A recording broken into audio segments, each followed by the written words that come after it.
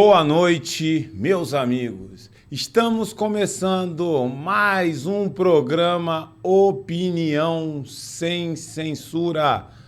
Como eu falo todas as semanas, por enquanto ainda estamos sem censura, né? Porque vocês têm visto o que anda acontecendo no Xandaquistão, que o Brasil desse jeito vai mudar de nome. Vai virar Xandaquistão, só que não, porque eu tenho certeza que o povo brasileiro não deixará isso acontecer. Milhões de pessoas estão indo às ruas, na frente dos quartéis, todos os dias, e eu tenho a plena convicção que não está sendo em vão. Estou recebendo aqui nos estúdios doutora Maria Laura Milhomens. Boa noite, Maria Laura, mais uma vez aqui, né, minha amiga? Boa noite, tudo bem, Revolta? Boa noite para o convidado também, boa noite para o seu público. Pessoal que gosta de ouvir notícia sem frescura, saber da realidade, Sim. Discutir o que está acontecendo, né? Que é para a gente poder conseguir entender que mundo é esse que nós estamos vivendo e que Xandaquistão é esse que estão tentando criar. Estão tentando criar, né? Estão tentando criar, mas com a graça de Deus não vão conseguir, não. E remotamente estou recebendo o grande Diogo Forjaz. Boa noite, Diogo. Como vai, meu amigo? Boa noite, boa noite. Estamos falando boa noite aqui, o pessoal pensa que eu estou na gringa, né? Mas isso aqui é fundo falso, viu? É minha casa, não precisa estar sol aqui. Boa noite, obrigado pelo convite, bom estar aqui de novo. Foi muito bom estar aí pessoalmente da última vez. Mudou o estúdio, está mais chique, né? Estão melhorando, bonito, né? Tá legal. Já era bonito, ficou melhor, né? Obrigado pelo convite, muito bom estar aqui. Não chamo de Xandaquistão, não, viu? Eu chamo de Togaquistão Alexandrista. Porque o que o Alexandre faz tem o endosso dos demais, né? A condenação do deputado foi assinada por todos, o inquérito do fim do mundo foi assinado por todos, e a gente pode fazer uma lista aqui das violações que não só ele comete, que os outros ministros também violam recursivamente o devido processo legal, a lei, a Constituição, enfim. Então, como todos eles constituem o Estado autocrático sem direitos, dá para a gente chamar de Togaquistão, e como ele parece ser a liderança, ou mais efusivo, a gente pode chamar de Togaquistão Alexandrista, como eu vejo. Togaquistão Alexandrista. Xandaquistão seria a capital, né? Desse país, então. Nós temos algumas pautas. A pauta 1, nós vamos falar sobre a celebração da esquerda, né? Com a contusão do Neymar, foi um absurdo. Nós vamos falar também das ações que o Xandão anda fazendo e parece-me que as Forças Armadas, ou ao menos parte das Forças Armadas, não gostou muito. Vamos falar do Frota, Alexandre Frota, que parece que ia, mas não foi. E a perseguição às igrejas, que parece que o Lula já anda anunciando. Vamos, então, para a pauta número 1.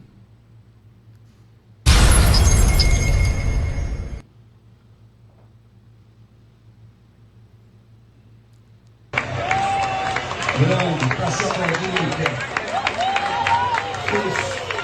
Super da paz.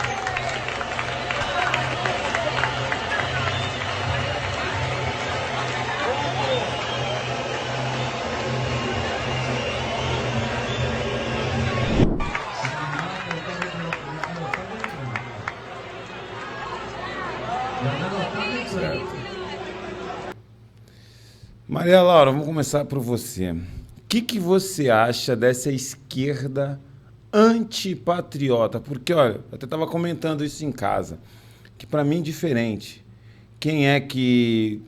Qual bandeira, qual ideologia o jogador defende? Ele está com a camisa do Brasil, ele está defendendo o meu país, está defendendo a minha pátria. Só que, pelo jeito, a esquerda antipatriota não pensa dessa forma. Chegar ao ponto de comemorar a contusão do Neymar. Olha, em termos de surpresa, nenhuma. Porque até hoje, tudo que nós vimos vindo da esquerda nunca é uma coisa coerente com aquilo que eles pregam. Então, eles pregam o amor, a paz e tudo mais, mas o que eles oferecem é bem diferente disso. Então, comemorar que uma pessoa sofreu uma lesão durante um jogo, sendo que um jogador de futebol, assim como qualquer outro esportista, sofrendo uma lesão, ele pode, inclusive, ter a sua carreira interrompida. Então, você ficar feliz com a desgraça alheia é uma coisa atípica deles, né? Nós vimos, ao longo dos últimos 4 anos, como foi que eles agiram em relação ao presidente da República, compartilhando um vídeo onde se jogava futebol com a cabeça do presidente. Então, eles são esse tipo de pessoa. A gente não pode esperar nada muito diferente deles. Agora, o que me deixa mais assim eu não vou dizer que é triste, né? Porque não é uma coisa minha, mas eu fico surpresa. Você notou também que muitas pessoas dispensaram a camisa amarela e começaram a usar a camisa azul, simplesmente para não ter que usar a camisa verde e amarela? Uhum. Então, isso é uma coisa que contaminou a população de uma certa forma também. Então, pessoas que elas, vamos dizer, não se sentem representadas agora pelo verde e amarelo, porque o verde e amarelo se tornou antagonista do vermelho. Sim. Né? E não é só na cor da camisa durante o jogo. É uma coisa muito mais profunda. O verde e amarelo provoca agora raiva, provoca um asco nas pessoas. Ninguém quer ser verde e amarelo. Você vê uma bandeira onde está escrito que a bandeira está lá, mas é só para ele comemorar a Copa. Eu vi a pessoa isso precisa fazer esse tipo de ressalva. Ou seja, o patriotismo dela resume-se ao dia de jogo. Sim. Ao dia de jogo. Porque com o resto, a gente deduz que ela esteja satisfeita, esteja tranquila, ela esteja se sentindo representada. E eu acho isso extremamente deprimente, né? Em relação a essas pessoas. Mas o que esperar delas? Ao menos o verde e Qual amarelo ganhou do vermelho, né? Pois é, o verde e amarelo sempre vai ganhar do vermelho. A não ser que o juiz, né? O juiz seja a gente sabe quem, né? Exatamente. Diogo. Mas surpresa zero. Imagina se fosse o contrário. Se o Neymar tivesse comemorando a internação do Lula esse final de semana. Se fosse qualquer um de nós comemorando o escândalo que não seria... principalmente o Randolfo Rodrigues Gazella. Era capaz ele entrar com uma ação contra Exatamente. Todo mundo. E aí, Diogo, o que falar dessa esquerda antipatriota? Na verdade é uma colocação ruim para começar uma frase, mas como vejo. Olha, a esquerda ela tem o ódio do bem, como ela bem colocou, né? O ódio permitido. É assim que funciona. Tem o preconceito permitido e assim sucessivamente. Então isso realmente é surpresa zero, comemoração. Quer dizer, o simples fato do Neymar ter votado no presidente, declarado o voto, é motivo para comemorar a lesão do melhor jogador da nossa seleção, né? Um dos melhores do mundo. Realmente é muito coerente. Agora, com relação ao patriotismo, há quem diga que eles são apátridas, né? Não tem pátria. Eu acho que não. Eu acho que eles têm pátria, sim. Só não é o Brasil. Esse aqui é o problema. Veja, você define um povo, qual que é o seu patriotismo, a quem você deve a sua devoção, o seu respeito, por quem você luta ou milita. É um conjunto de fatores que vão determinar a cultura daquele grupo, né? Então, são os valores, o que você gosta, o que não gosta. Então, como é que funciona isso? Por que esse asco do verde e amarelo? Por que essa conexão com o vermelho? O que significa isso na prática? Eles têm uma pátria que não está restrita às nossas fronteiras territoriais, uma pátria que não está alinhada com os valores majoritariamente cristãos do nosso país, uma pátria que não está alinhada com o amor à vida, uma pátria que tem outros valores. Na pátria deles, aborto é legal, na nossa não. Quando eu digo na nossa, veja, esse grupo de pessoas que se envergonham do verde e amarelo, que dizem usar a bandeira do Brasil só porque é só por causa da Copa, graças a Deus, eles são uma parcela muito pequena da sociedade.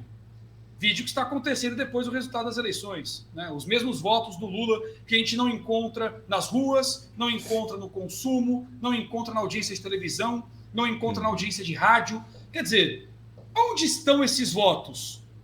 Onde eles estão? Encontra, né? Porque mesmo depois que tudo acabou, não aparece em lugar nenhum. Né? Eu falei do consumo, é efeito Magalu. As empresas da esquerda quebram, as empresas da direita sobem. Mas então esse voto não compra no VTV, não ouve rádio, não usa internet, não sai na rua? Onde é que ele está? Está na pesquisa e está na caixinha mágica. Então a gente já sabe que eles não têm a proporção que acham que tem. Isso é um alívio. Agora, eles têm outra pátria. Tem, inclusive, outras leis, já que eles estão acima delas. Né? Como acontece em qualquer estado de exceção, você tem um grupo seleto de pessoas que está acima do regramento jurídico. Não é à toa que eles podem pôr fogo em estátua, podem quebrar mercado, podem bater em idoso. E tudo bem, porque é do bem. Pode odiar o jogador, e tudo bem, porque é do bem. Pode falar contra a pátria, e tudo bem, porque é do bem.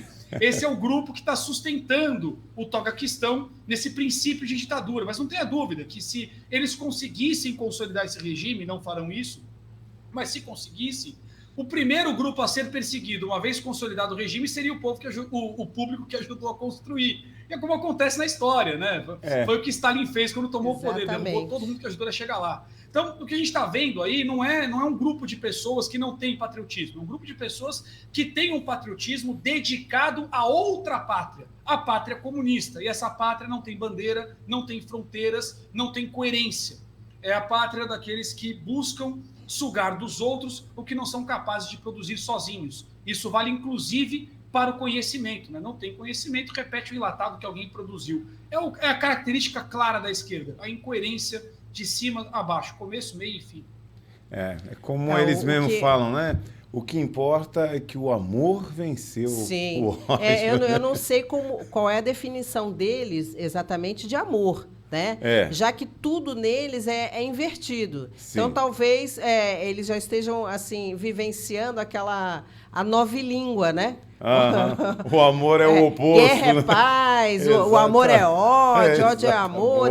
Então, acho que eles introjetaram isso neles de uma tal forma que as definições deles não são de acordo com as nossas, e é por isso que causa estranheza esse tipo de comportamento. Mas o que você falou aí, e é verdade, que já começa a se voltar contra eles, aquilo que eles estão fazendo. Você já tem várias reclamações dentro de alguns grupos, né? Porque eles têm as pautas identitárias. O grupo LGBTQYZ já começa a se mostrar insatisfeito com algumas coisas dentro desse governo aí que sequer ainda se formou. Eles estão no processo aí de tentar uma transição, né, para ver se cola. Transição não, aquilo ali tá mais transação para ver se cola e eles conseguem chegar lá dia 1º, né? Acho que a gente às vezes tem dificuldade em entender a esquerda por um motivo muito simples. Nós procuramos definições. Sim. Exato. E a esquerda é baseada em não haver definição. Esse aqui é o ponto. Me fugiu a palavra à cabeça agora, mas eles flexibilizam tudo. Tem um termo para isso. Quando nada é referência, tudo depende. Relativismo, né? Relativismo. É o relativismo. A base deles é relativismo. E o que é relativizar? É dar àquela palavra o sentido que eu preciso. Então, você falou, o que é amor para eles? Depende do que ele precisa. Sim. Se, por exemplo, ele estiver atacando você, porque você é de direita, né? Estiver lá te xingando, te ofendendo, ou te agredindo, ou te ameaçando, isso é amor. Como isso pode ser amor, Diogo? Isso é ódio. Não, para a esquerda isso é amor. Depende. Porque ele só está fazendo isso porque, no entendimento dele, você é uma ameaça para a sociedade. Você é preconceituosa, eu já te rotulei. Então, como eu coloquei um rótulo em você, eu tirei você da categoria ser humano. E agora eu posso fazer o que eu quiser. O que eu quiser, exatamente. Porque eu já te rotulei, é amor. É amor. Foi a mesma coisa que Hitler fez, né? Que não são como você. Então, assim, tudo se relativiza. O que é certo e errado? Depende. É certo aquilo que me ajuda. O que me atrapalha está errado. E eu vou mudar isso constantemente, porque eu estou numa metamorfose ambulante. Afinal, eu sou progressista. Eu não estou preso nas velhos alicerces. É uma lógica muito boa de não ter referências, porque não ter referências ou definições te permite não ter lógica. Como é que você confronta a lógica do sujeito? Você pega a premissa do cara e diz, vem cá, se para você isso aqui é isso, então você não pode fazer aquilo. Isso aqui para você não é isso? O esquerdista vai dizer, Depende. Até porque, até Depende porque do uma quê? coisa não pode ser e não ser ao mesmo tempo, né? Exato. Então. Mas assim, é por isso que a cabeça deles é tão confusa É também, confusa, né? meu Deus do Eles céu. são. Você vê que assim, a gente tende sempre. A partir desse raciocínio aí, entrar num processo, assim, às vezes de calma, de tranquilidade, porque as coisas vão se definindo ao longo da nossa vida, né? Nós começamos, assim, com aquela efusão toda dos hormônios a partir da adolescência, e a nossa tendência é que a gente vá se aquietando, se acomodando, né? Enquanto que com eles, não. É tudo sempre assim, extremamente revolucionário e de uma forma assim que muda de um polo a outro. Não tem nem assim um meio termo para chegar lá. Então, assim, é quase que um processo esquizofrênico, né? Se você Não, for quase parar, não. se você for parar para pensar mentalmente, é um processo de esquizofrenia. Exato. Porque o esquizofrênico, ele não tem assim essa noção da realidade que nós temos, porque a realidade dele está só dentro da cabeça dele. Uhum. Não, Né? esquizofrênico por completo. Então, assim, antigamente, se pegasse a juventude comunista lá dos anos 60, 70, aquele comunismo elite contra proletariado dos anos 80, 90, eles tinham uma lógica em que os fins justificavam os meios. Você para olhar essa molecada de hoje, não tem mais finalidade. Você perguntar o que você quer, ele não sabe. Eu quero um mundo melhor. Eu quero todo mundo igual. Eu quero o que eu quero. E não tem mais os meios justificam os meios. Isso é mais grave. Você dá uma autoridade intelectual que a pessoa não tem por um conhecimento que ela não acumulou. Você dá para ela uma posição acima do regulamento jurídico que ela não tem, porque a lei não entrega isso. E ela tem um poder entregue gratuitamente, imediato, em que ela usa o poder pelo próprio poder. Esse caso do Neymar concentra tudo que a gente acabou de falar aqui, inclusive a questão do relativismo, né? Quer dizer, eu estou dizendo para o Brasil, depende do qual Brasil. Sim, Exato. Exatamente. Que Brasil que é? É o que apertou vota e confirma? Se for, então Esse tomara que aí perca a perna. Senão, não serve. Esse não serve. Você falou da camisa, eu quase esqueci. Não sei se vocês chegaram a ver, dá uma pesquisada depois. Eles chegaram a fazer uma camisa do Brasil para torcer na Copa, vermelha. Vermelho, Sim, cheguei a ver. Sério. Em homenagem à Revolução Russa, sei lá o que foi. Pois que é. inventaram. Fizeram uma camisa do Brasil vermelha para torcer para a Copa do Mundo. E isso é muito representativo. Mostra onde as pessoas estão conectadas a nada. Né? Não tem a menor ideia do que estão defendendo ou porque, enfim, lamentável. Bom, vamos agora, né, vamos dar andamento para a próxima pauta.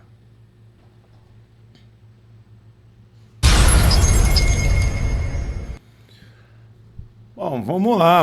As ações do Xandão e a resposta por parte do Exército. Será que dessa vez a onça beberá água? Hein, meu amigo? Diogo, será que dessa vez vamos ver a onça beber água? Eu não costumo usar o termo dessa vez, porque eu acho que a gente está numa vez só. Eu não acho que teve outra vez em que a gente, será...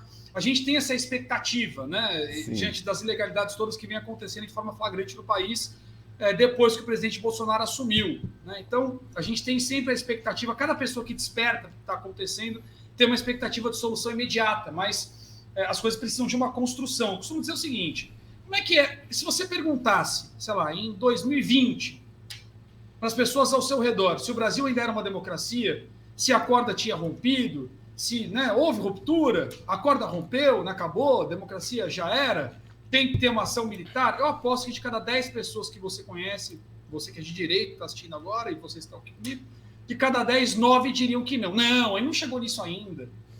Só que o inquérito do fim do mundo, que é um instrumento ditatorial sem precedentes no Brasil, foi aberto em 2019. Abril de 2019, um juiz de Suprema Corte abriu por ofício um inquérito, que é uma investigação, para investigar um crime que não existe no regramento jurídico, contra cidadãos comuns, portanto, sem prerrogativa de foro, em todo o território nacional, por eventos ainda não ocorridos, por crimes futuros.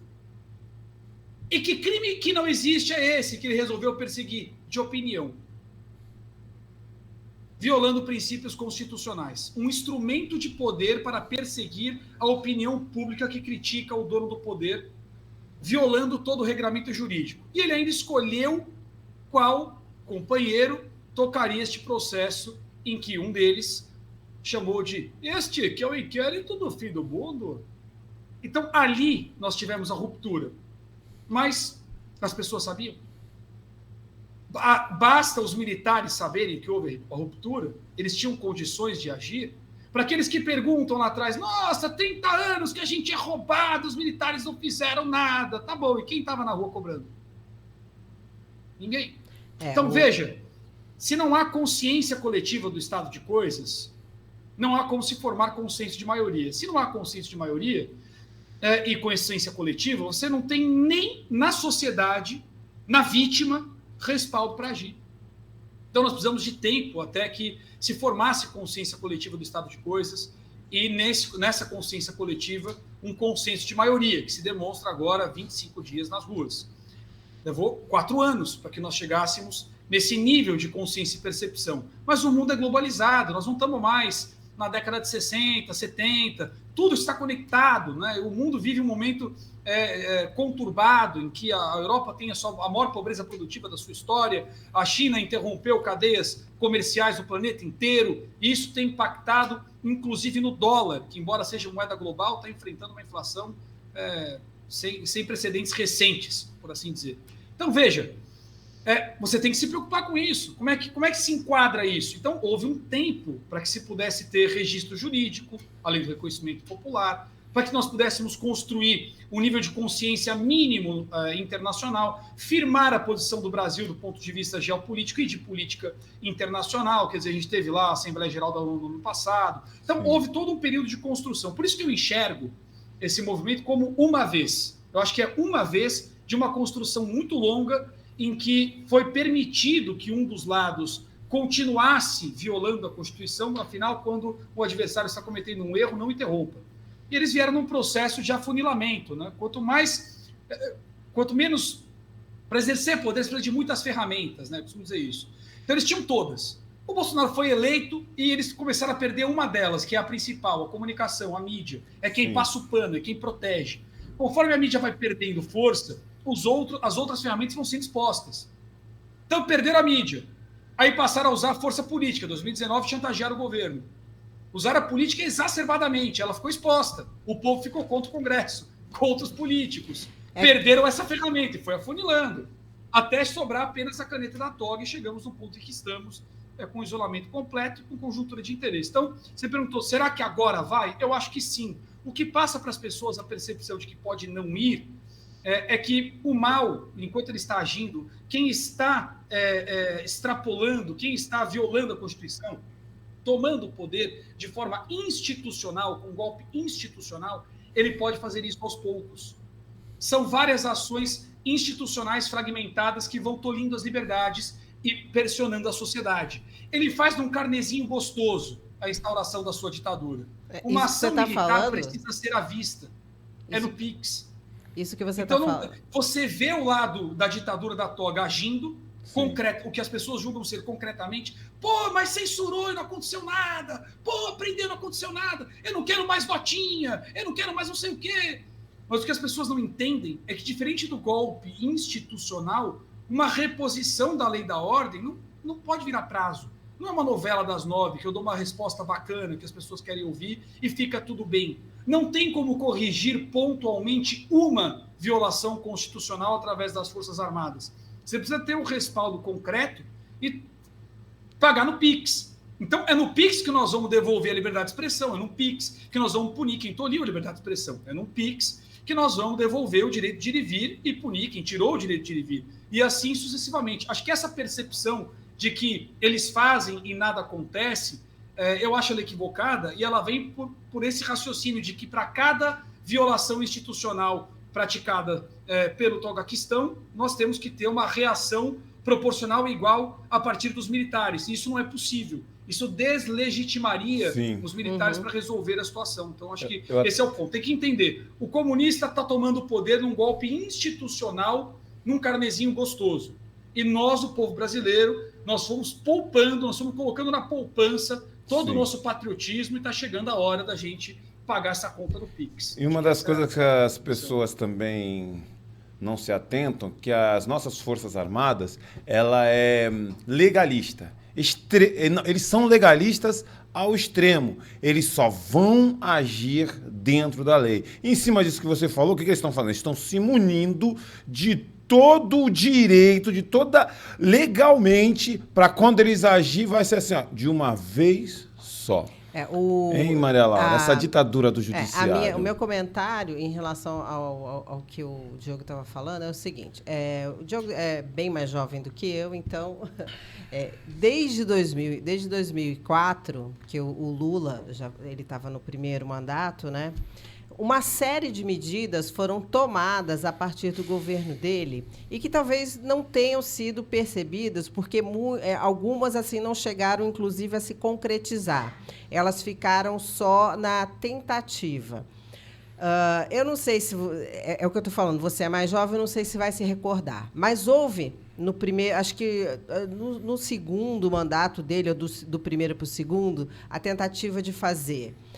mordaça no Ministério Público, tinha a lei mordaça no Ministério Público, modificação na lei de imprensa, não sei se você se lembra disso também. O Ministério Público ele chegou a censurar, viu, doutor? Então. Conseguiu. Houve uma tentativa de criar também, dentro do meio jurídico, para os advogados, obrigação de denunciar clientes. Eu não sei se você se lembra disso. Estavam tentando passar um projeto de lei nesse sentido, tá? Que o advogado seria obrigado a denunciar clientes em determinadas circunstâncias, como, por exemplo, se ele soubesse que o dinheiro com que ele é pago é proveniente de alguma ação ilícita. Então, você teria... Entre outras coisas. Eles tentaram fazer isso, tentaram fazer com a imprensa também, além de terem modificado, né, algumas coisas na lei de imprensa, se eu não me engano.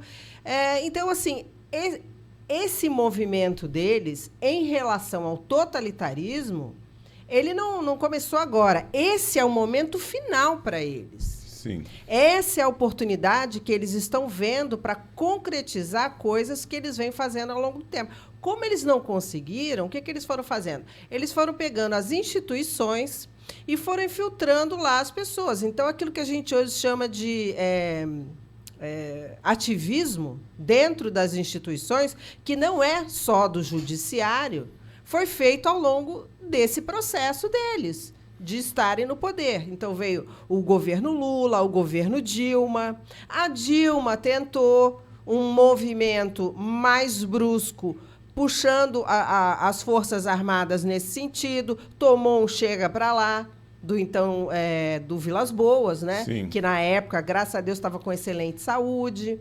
Então, assim, eles sempre... ela tentou também a criação dos sovietes, né? Porque ela estava sugerindo a criação de comitês, lembra? Para discussão em comunidades em relação a legislações e coisas que fossem supostamente de interesse das pessoas. Mas, na verdade, a gente sabia qual era o propósito daquilo, porque ninguém nasceu ontem. Está escrito lá no meu RG. Eu não nasci ontem, né? Então, esse movimento deles agora é a cartada final.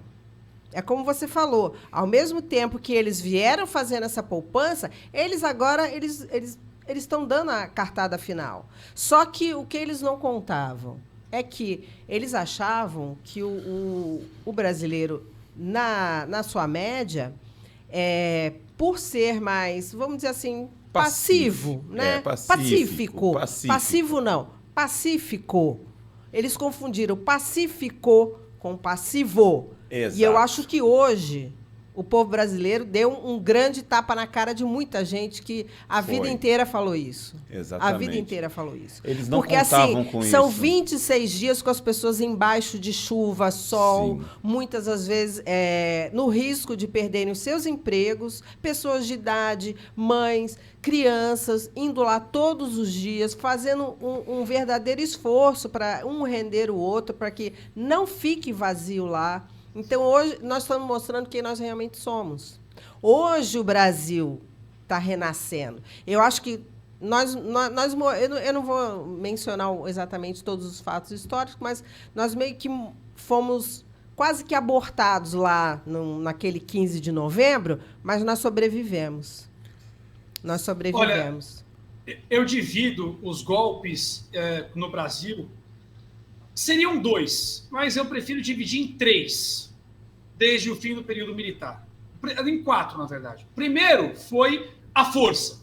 Foi o que eles tentaram lá na década de 60. Né? Depois de 64, resolveram tomar na bala, no tranco, no terrorismo, o que acabou levando ao ato institucional número 568, tão famoso, AI-5, e as ações tão condenadas no debate público desde então. Então, todo aquele rigor dos anos de ferro e tudo mais veio em resposta a atos terroristas. Então, a primeira tentativa de golpe foi na bala, como foi feito em Cuba, como foi feito na Revolução. Falhou. A partir daí, eles começam o ataque cultural, e esse deu certo. Eles começaram a aparelhar as produções de cultura, os parâmetros do pensamento, durante o regime militar. Quando a gente chega nos anos 90, né, vamos falar de 90 para frente, quando começa a abertura e tudo mais, eles já são os donos da informação em todas as suas referências. Eles são os donos dos principais livros, eles são os donos das faculdades. Portanto, eles formam os profissionais que vão gerar a informação de todas as outras interfaces. O jornal, a novela, o diretor de novela, o ator da novela, as séries, o artista, o famoso, o cara que faz o desenho bacana na revista, o fotógrafo, o cara descolado e o modelo.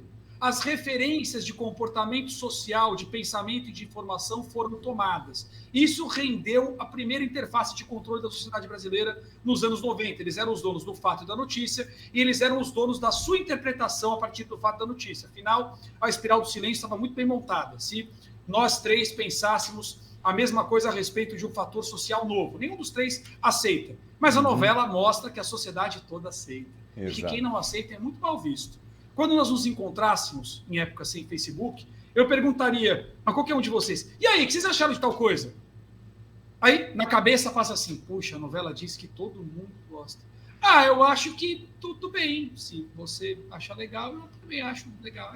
Acho que é legal, cada um são cada um, né? Nenhum dos três concorda.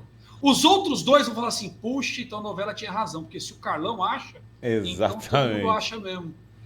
Eu também acho, nenhum dos três acha. E quando aparecer um maluco que diga, eu não acho não, tá errado isso aí, vai ser rotulado de louco. Isso aí. No Enem, 56. Basta rotular de maluco. Quando pintar alguém que disser que tem um foro de São Paulo, diz que ele é doido. Diz que ele é doido. Agora o foro de São Paulo é investigação internacional. Parabéns pro Olavo. Esse é o ponto. Então, veja, havia um controle do pensamento social muito bem estabelecido, com referências muito sólidas. E foi assim que o tucanato dominou lá a primeira década. Quando o Lula entra, ele entra com a sociedade já controlada. Sim. Fácil. O que ele precisou fazer foi instaurar a primeira ditadura do país, a da propina. O mensalão foi a ditadura da propina.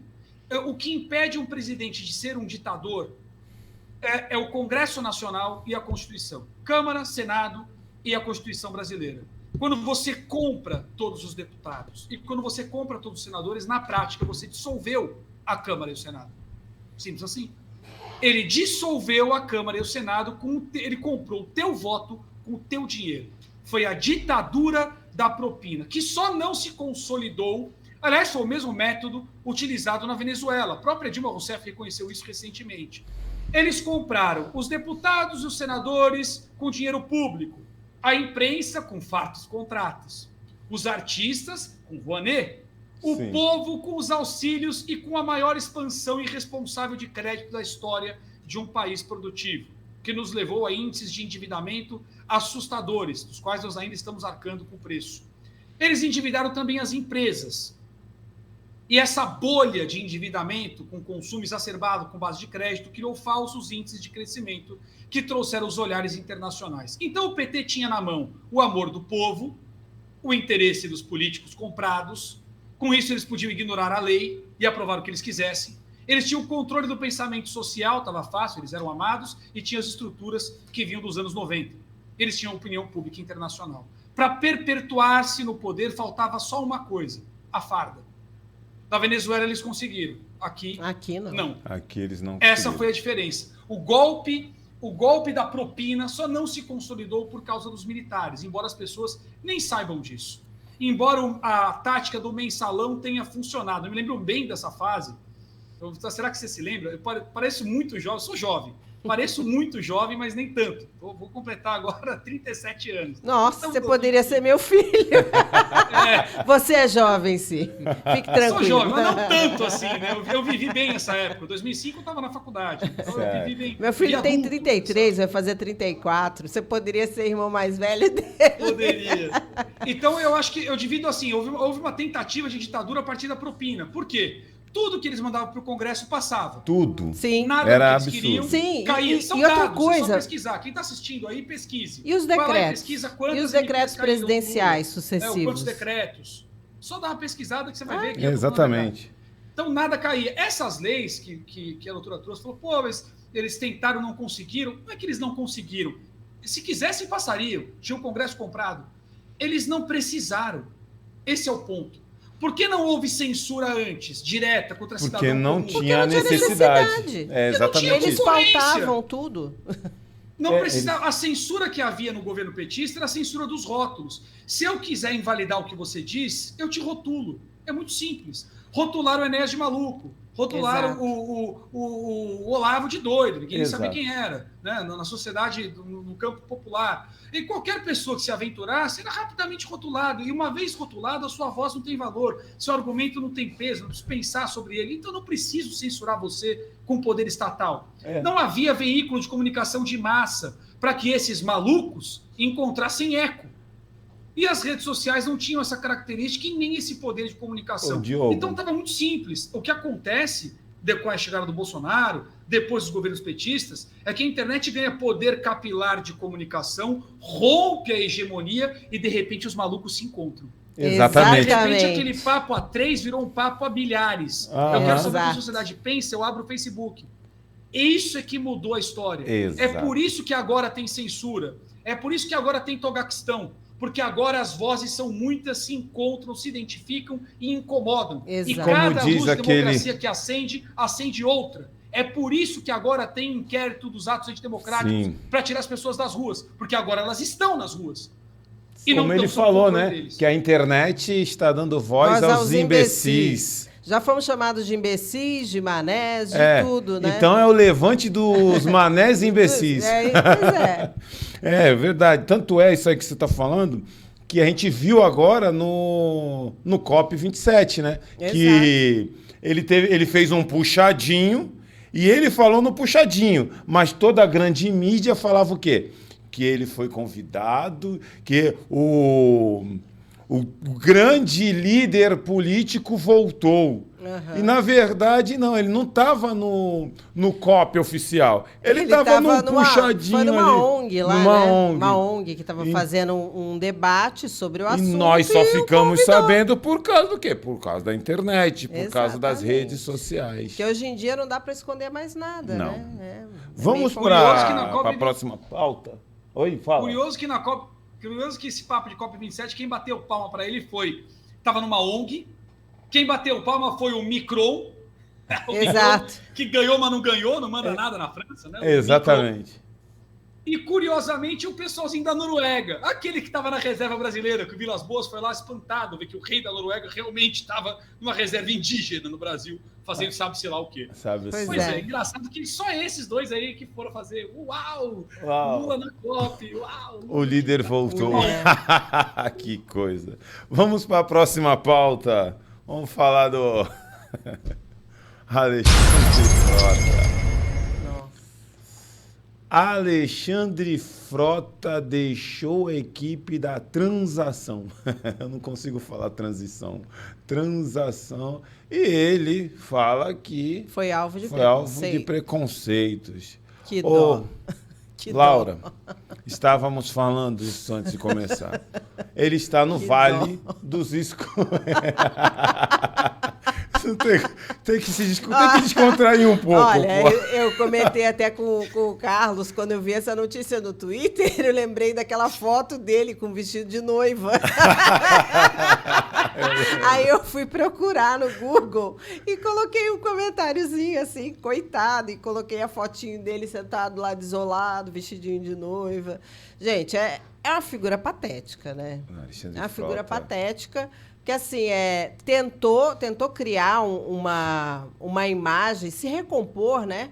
Como pessoa, tentou criar uma imagem de que seria uma pessoa de direita, defensora de alguns valores e tudo mais. E assim, a partir disso, o que a gente faz? A gente procura não olhar o passado dela, se ela, né? Exatamente. É o pecador. Tá tentando deixar de ser, você não vai ficar tirando os pecados dele na cara, né? É. Mas assim, ele mostrou quem ele realmente é. Na verdade, ele é um mentiroso, ele é um falso, ele continua sendo Tanto aquilo não houve que... preconceito que ele continua continua sendo pelos conservadores. pornograficamente mentiroso. Exato. É o que ele é.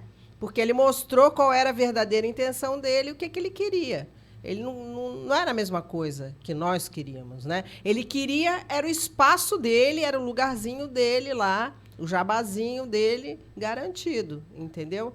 Então, quando ele começou a perceber que os planos dele não estavam dando muito certo, ele se revoltou. Aí ele começou, aí virou anti-Bolsonaro, virou anti-direita, virou anti-tudo. Virou anti-tudo. E agora também nem a esquerda quer saber dele. Ele tá no Nem- limbo. Ele nem com a esquerda ele tem transação mais. Ele tá no limbo político. Pois é. Ô, Diogo, você diria que o Frota, ele foi um direita trans e agora é um esquerda trans?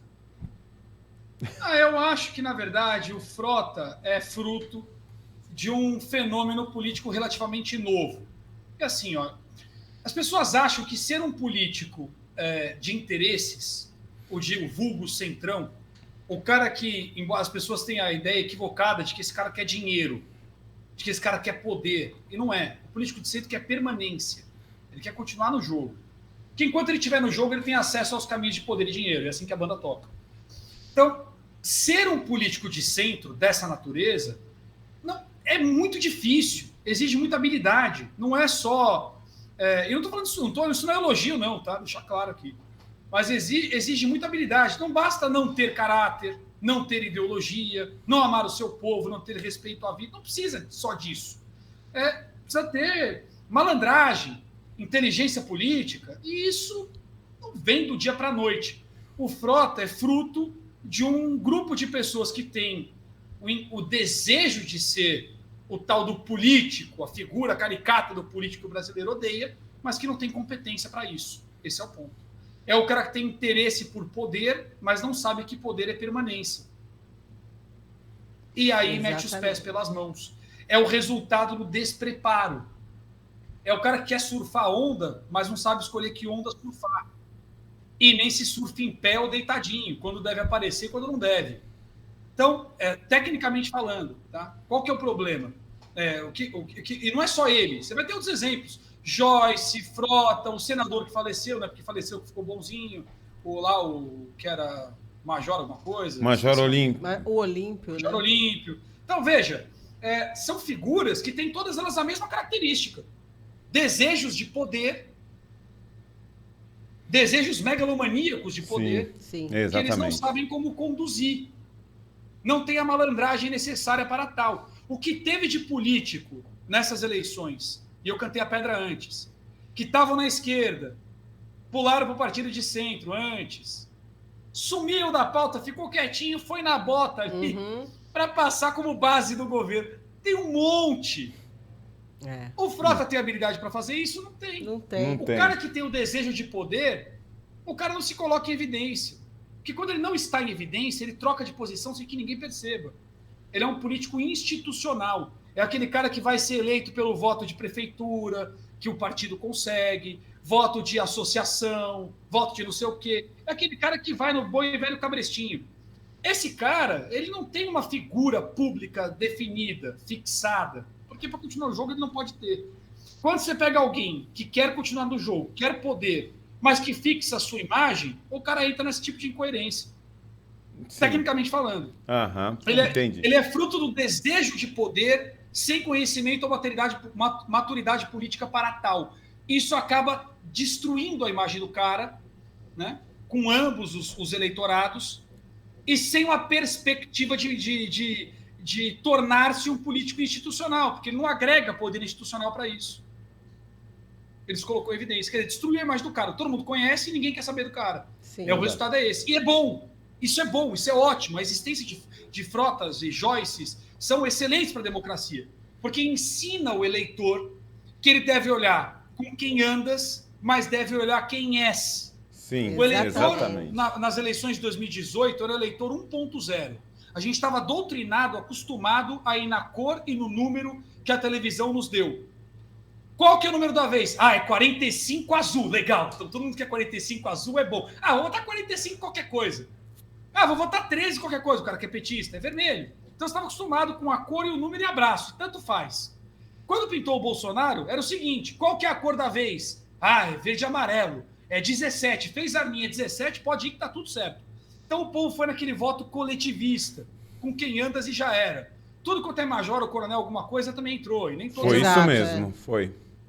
Agora, o que aconteceu é que, com a frustração do eleitorado com essas figuras, com a traição hegemônica do PSL logo no primeiro ano de governo, as pessoas perceberam que não basta ver com quem andas, tem que ver quem és. Quem és. E diferente do passado, em que você dependia da mídia, ou era muito difícil levantar quem eram as pessoas, a história nos deu de graça fatos públicos ilimitados que você pode consultar na internet para saber quem presta e quem não presta.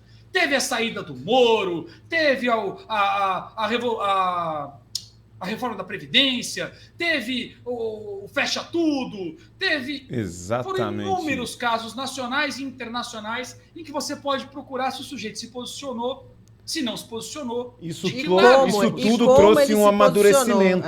Isso É. tudo trouxe um amadurecimento. Então isso amadureceu o povo. Isso é fantástico. O exatamente. eleitor hoje ele é 2.0.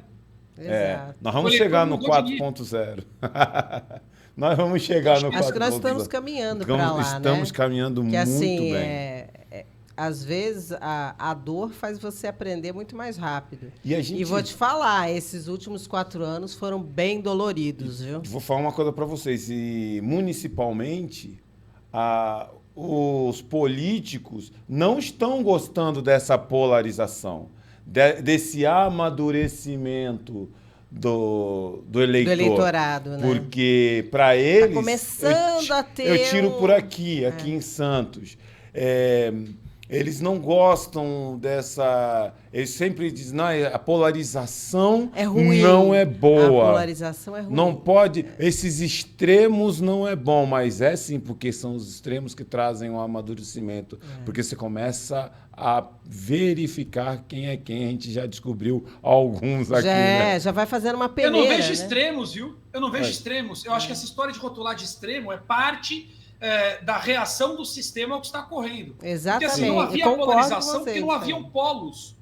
Para ter polarização tem que ter 2 polos. Não tinha 2 polos. Não tinha. Não tinha. Então não ia polarizar nunca. Então isso não tem nada a ver com ser extremo ou não. A gente tem que dar graças a Deus que essas figuras nefastas que surfaram na onda, como Frota, Joyce e companhia, eles não foram nem malandros e nem tiveram maturidade política. Porque se eles tivessem, ainda estariam lá. Eu vou dizer que tem figuras perigosas e que nós, inclusive, como comunicadores, jornalistas, políticos, jornalistas, a gente não pode falar porque você não tem os elementos concretos para mostrar. Mas eu já enxergo ameaças severas no meio político e que as pessoas não estão vendo, porque diferente dessas figuras que já caíram, esses são mais espertos, são mais inteligentes, sabem pular do barco muito antes de ele afundar. Exato. E passam batido. Sabem quando explorar um discurso que tem impacto para quem está ouvindo. Sabem ocultar-se sem pagar por isso quando o povo precisa. O povo precisa, o cara some e ninguém percebe. Então, essas figuras estão trabalhando para si, mas estão trabalhando com maturidade e inteligência. Então, são figuras muito mais perigosas. Sim. Graças a Deus, são poucas. A maioria das pessoas vis que assumiram o poder em 2018, que receberam cargos públicos, foram imaturas e acabaram engasgando com a cabeça no pote. Essa é a nossa dádiva divina. Despertou o povo, eles não souberam tocar, não tiveram essa malandragem. Mas a gente tem que começar a apurar também o faro, porque daqui para frente o bem aprende, legal, a tendência melhorou, é que eles também mas melhorem, o mal também né? aprende. Exato. Eles também aprendem, os caras vão ficar mais malandros. Aprendam a se disfarçar mais rápido. Enfim. Maria Laura, vamos para a próxima pauta, que nós estamos quase... Quanto tempo nós temos ainda, Max? 5 minutos. Em poucas palavras, vamos para a próxima pauta. Pauta 4. Lula diz que vai cobrar apoio de evangélicos a vacinas ou responsabilizará igrejas por mortes. Será que começou a perseguição aos evangélicos? É um motivo para perseguição, né? 1 minuto e meio, Laura. Um motivo para perseguição, se ele queria, tá aí. Fecha a igreja, porque na igreja há muitas pessoas convivendo, proliferação do vírus e, com isso, uma mortalidade maior. Exatamente. É muito melhor do que simplesmente chegar e fechar a porta, né? Sem dar explicação. Ele justifica através disso daí. E quando vai reabrir? Não sei, a hora que a nova pandemia acabar. A nova pandemia acabar. Diogo, essa perseguição, como é que será que fica os evangélicos que votaram no Lula? Se tiver alguma decência, o que eu não acredito, com vergonha. Quem tem decência não vota no Lula. Não sei o objetivo. Exato. Aqui. Não existe mais nenhum motivo. Em tempos de informação, são pouquíssimas as pessoas que a gente pode compreender que votaram por falta de informação. Pouquíssimas. Vota por mau caratismo, porque aceita o que não presta, achando que vai se beneficiar disso em algum nível, de alguma forma. Aceito tudo aquilo que não presta desde que me beneficie. Essa é a característica do eleitor petista. Mas e o jovem do sovaco roxo? Mesma coisa. Ele se beneficia do status de intelectual que ele não tem. Ele se beneficia do conhecimento que não existe, repetindo rótulos. Se ele abandonar os rótulos, ele volta a ser o idiota que ele era antes de abraçar a esquerda. Então ele defende a esquerda para manter a sua posição de sábio, que não existe. Então cada um tem o seu motivo, o seu benefício para abraçar o PT. Esse negócio de perseguir igreja concatena tudo que a gente acabou de falar.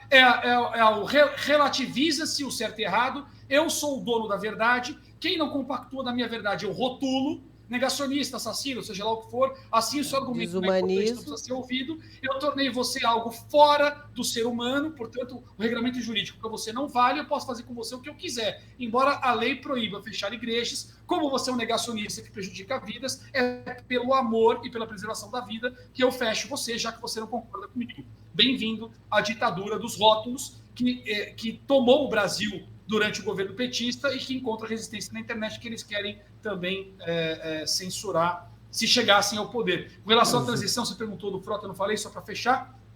Não existe transição. Os mecanismos de transição, é importante que as pessoas saibam, servem exclusivamente para que o próximo governo tome ciência do que está em curso. Ninguém do governo de transição decide nada, muda nada, manda ninguém. Bulhufas. É só estar olhando, é só para ver, para ele se planejar para fazer a partir de janeiro. Exato. E todo esse planejamento é inócuo porque não haverá governo Lula, haverá lei e ordem. Boa. Maria Laura, faça suas considerações finais rápidas. Olha, é muito bom poder estar conversando com pessoas que estão atentas ao que acontece, que têm uma boa análise dos fatos. A gente acaba sempre sendo obrigado a ficar mais atento também. A gente fica mais esperto. Agradeço ter sido convidada. Os temas aqui foram muito bons. Só tenho uma coisa a dizer. O tempo foi curto. Foi. Diogo, suas considerações finais, meu irmão. Obrigado pelo convite, muito bom estar aqui. O papo foi muito qualificado, muito bom mesmo. Esse negócio do tempo curto comigo acontece com frequência. Eu tenho uma dificuldade muito grande de falar pouco. Normalmente a pessoa põe 10 pautas comigo e fala 5. Isso é um problema meu grave. Eu tenho trabalhado isso, mas é difícil. Normalmente, quando eu estou num público mais acostumado com o que eu falo, eu costumo ser mais sucinto. Obrigado por esse papo. Acho que foi muito bom mesmo. Obrigado pela oportunidade. Parabéns pelo programa. Parabéns pela postura, pela coragem, pela abordagem que vocês trazem aí para a informação. Foi realmente muito bom. Para quem está assistindo, pesquise. Toda vez que você receber uma notícia de velha mídia, raciocine. Não abra mão do seu raciocínio. Pense, faz sentido o que esse cara está falando? Encaixa com a realidade? Sim ou não? Deixa eu pensar sobre isso. Eu garanto que se você refletir por 5 minutos, 5 minutinhos, Para cada notícia que você assiste, você nunca mais será manipulado pela velha mídia. Eles são fracos. Em tempos de internet é muito fácil de se desvencilhar do controle. Raciocínio, sempre. Bom, nós ficamos por aqui. Tenha uma excelente semana. Que Deus abençoe a todos. Semana que vem estamos de volta com mais um programa Opinião Sem Censura. Forte abraço. Boa noite. Boa noite a todos.